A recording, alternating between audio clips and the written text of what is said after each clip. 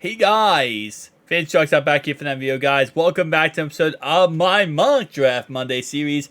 Every single Monday, we take a look at a mock draft of what could potentially be in the upcoming draft. Now, obviously, listen, I know it's not draft season yet, but we do these once a week. We do it every single Monday, kind of get a refresher course of where we're picking, what pick we have, what players are available, and as we go throughout the next couple weeks, we get to really see what's going on when it comes to potential players that we need to replace. Let's be honest, at the end of the day, DJ Reader now out for the season. He's on a contract year. He might not come back. Cheeto might not come back. Tyler Boyd might not come back. You know, you have a lot of players that might not come back. So it's nice to kind of get a refresher of who's available at the pick we have, or potentially pick we have. And like, what could we do or what couldn't we do, right? So let's go ahead and get right into it. Starting off right away, we are at pick 18 right now. Obviously, my guess is we're going to finish anywhere from 25th to 32nd overall pick. We're definitely going to make the playoffs, and I think we're going to make a deep run in the playoffs. So again, I'm going to guess, if I had to really predict right now, this is the area that we're probably going to finish in. Right now, again, right now we'll pick 18, so we're going to kind of go on from there.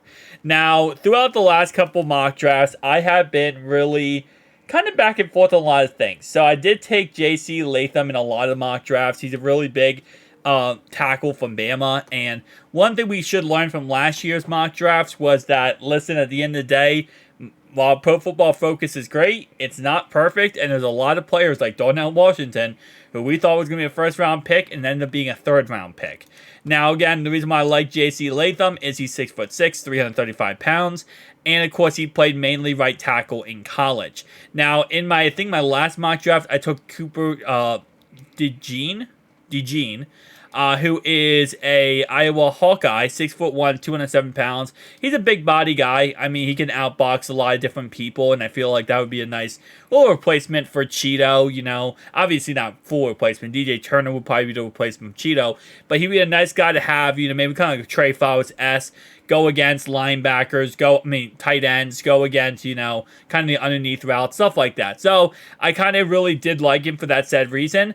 And then other mock drafts, we have also taken this guy right here, which is out of Oregon State Beavers. He's overall a really good run blocker.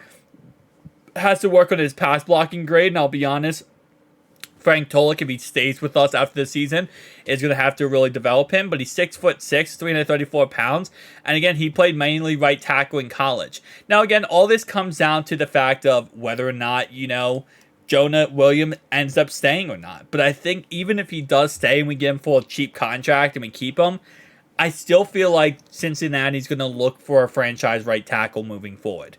And it's very possible that they hit it with the first round pick in this next upcoming draft.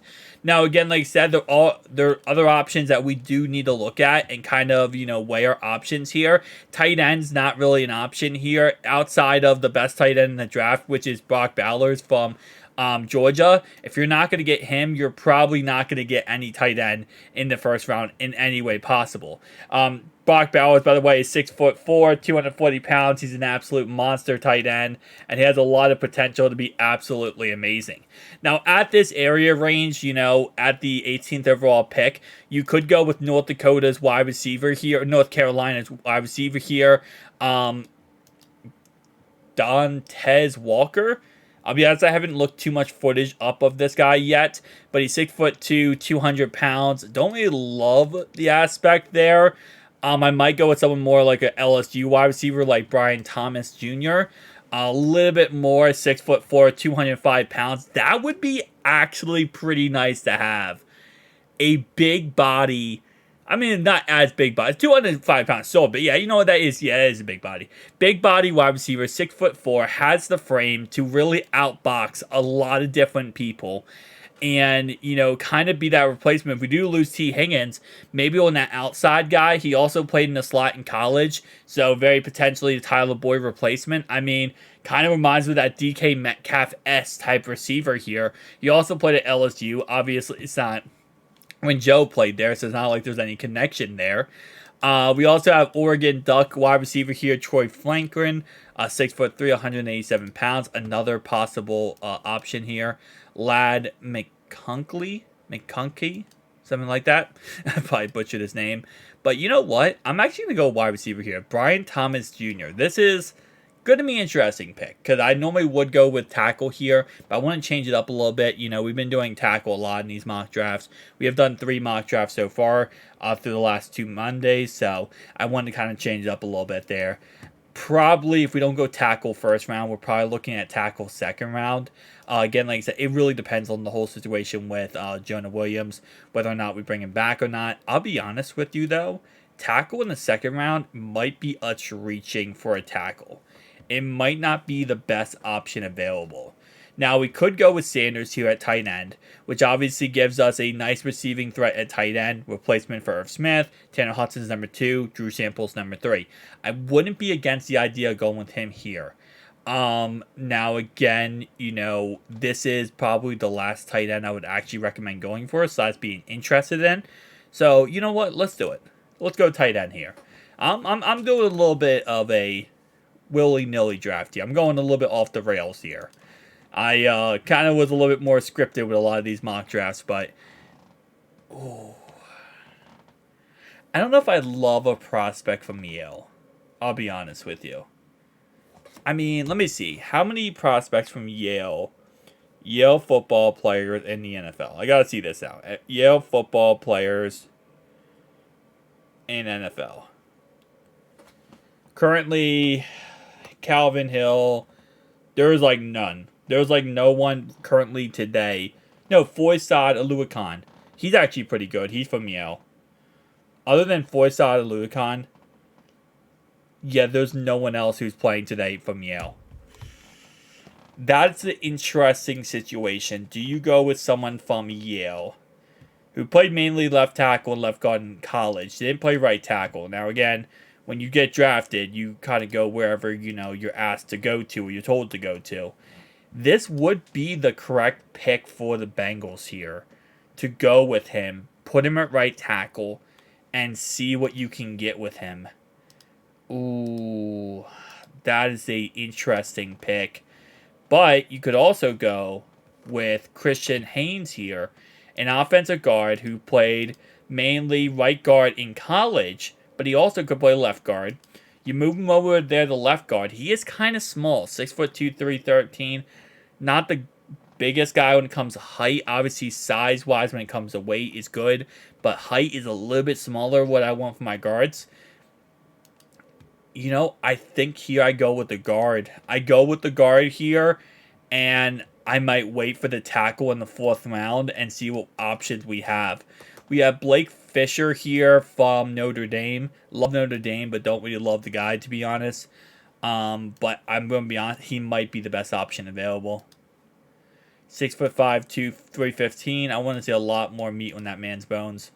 If I'm going to take him here. Ugh. I might see. I don't know, because see that now we're getting to the aspect of like you're getting less of a franchise quarterback. I mean, it's franchise tackle, and now you're getting more into a project that you had to develop.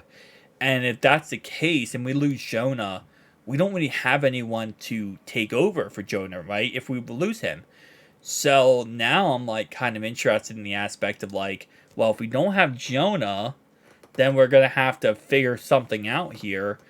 And, I mean, there is some options later on in the draft, but the problem is the later you go, usually the more project-based you get.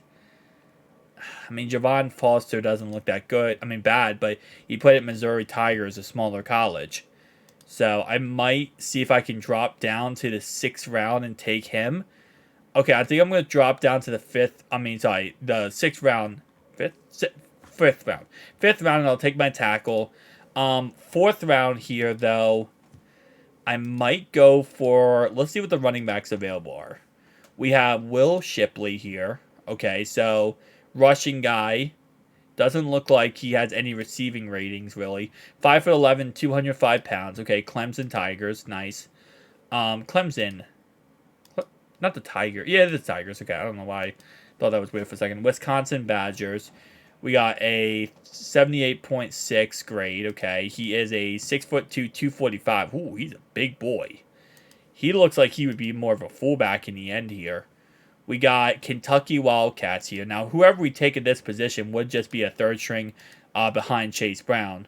So it's not really like they would really be a starter, or we really have too much faith in them to go out there and be the number one guy. I might go with a corner here then, kind of as a replacement for Cheeto in the end here. Wait, who did I go in the second? Did I go corner second round? I went tight end. I went guard. Yeah, I'm actually going to go corner here. I'm going to go with Jackson here. I think he could be a solid pick up there. And now this pick, I want to go with Jason or Javon Foster. I'm going to go with tackle here. I am going wild with this draft so far. Usually my drafts are more structured to kind of what we need that one. But this is kind of more of a wild card draft, which, you know, listen, okay? We're going to throw some of these in there too. 6'1", 210 here. It would be nice to have a replacement for Nick Scott, really. I mean, I know we have a 3-year contract, but let's be honest, Nick Scott's not really working out. So you move on from Nick Scott. You have someone behind Jordan Battle. I don't know. I mean, you could go with another safety from Bama, just like Jordan Battle was. 6 foot tall, 198 pounds. Probably, honestly, he probably played with Jordan Battle. So it might not be a bad idea. 81 overall coverage grade, 79.5 run defense. We're kind of reaching right now, going with him at this spot. So I'm probably going to kind of drop back a little bit and take him a tad bit later. And if we don't get him, we don't get him. But I don't really want to reach here. Frank Gore Jr. Okay, I'll take Frank Gore Jr. As a 6th round pick, as a backup to Chase Brown, I'll take him. And now we can take the Bama safety, which I'm actually really okay with, later on here in the 6th round. And now we have 2 picks left, 2 7th round picks. What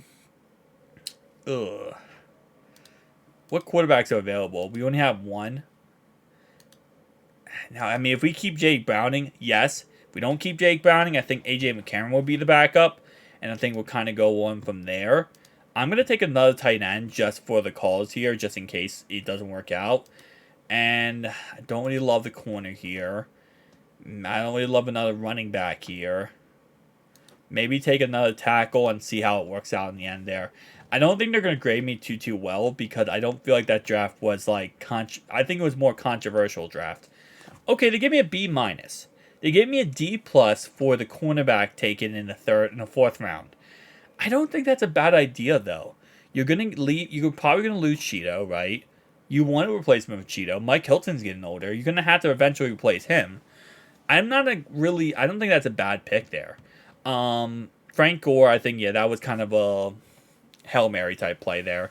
The safety, I think it could work out if Nick Scott isn't the guy and he continues to play bad and gets less and less snaps. Then you put in, another Bama safety like you have with your current Bama safety. Jordan Battle. So maybe you get him in there. Maybe he played with Jordan Battle. I don't know if he played with Jordan Battle. If he did, though, there could be some chemistry there. Could work out. Yeah, I think going tight end twice, I think is smart. Really get the tight end group kind of figured out. And then going another tackle. Listen, who knows? If he doesn't work out, he doesn't work out. If he does work out, he's another tackle in there, and potentially he could be a guy to, potentially if someone gets injured, be in there, right? So guys, tell me down below your thoughts and opinions though, and I'll see you guys next one. Peace out.